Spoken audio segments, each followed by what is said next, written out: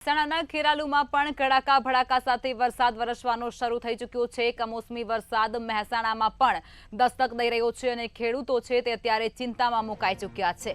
ખેરાલુમાં પણ કડાકા ભડાકા સાથે વરસાદી માહોલ જામી ચૂક્યો છે। ખેરાલુ, અરઠી, ગઠામણ, મહિયલ અને ચાણસોલા સહિતના જે વિસ્તારો છે તેમાં અત્યારે વરસાદ જોવા મળી રહ્યો છે।